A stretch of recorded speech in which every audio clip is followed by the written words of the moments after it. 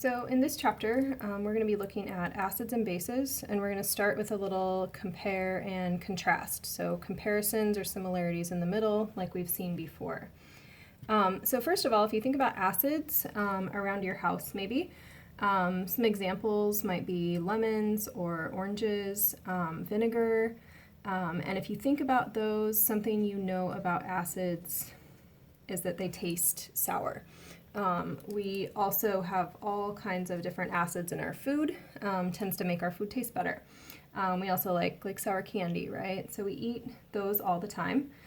In contrast, if you were to taste a base, we don't do that very often because they taste bitter, and often a lot of poisons in nature are bases, and so we have that bitter taste and that instinct to just spit them out. So that's a quick initial comparison between acids and bases in terms of taste. A couple things as we look at formulas for them. With the acids, we're always going to notice that they have either an H in the front or this COOH with an H at the end. Bases, in contrast, we'll see two different types of bases, some with a hydroxide in them and others with a nitrogen in them. And those are going to be the two giveaways for our bases. Also, another term to be aware of for bases, these are called alkali or alkaline substances or solutions, so those words are synonyms for each other. As you look at these formulas, you might notice something that's common between the two. Besides this one here, most of them are all made of nonmetals, so most are molecular compounds. And that means that they're made up of nonmetals, with the one exception here, the sodium hydroxide. So everything except for our strong bases. And we'll talk more about what it means to be a strong base on the next slide.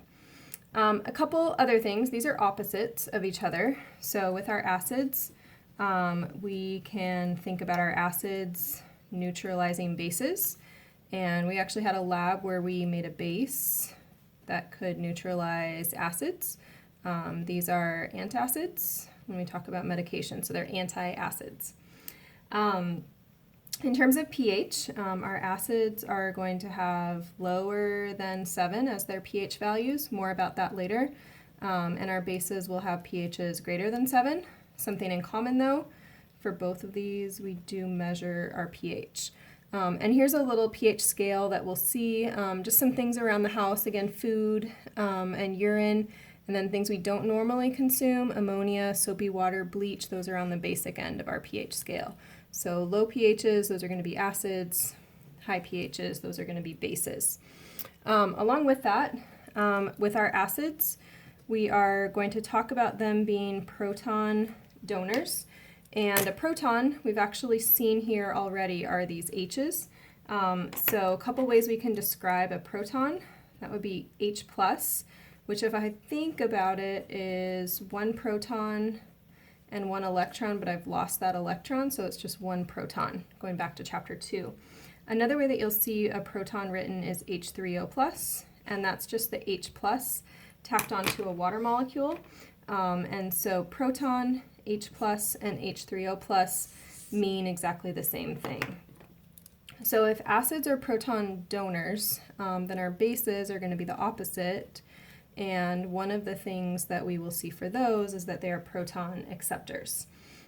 So that's a quick glimpse of some of the terms and basics on our acids and bases.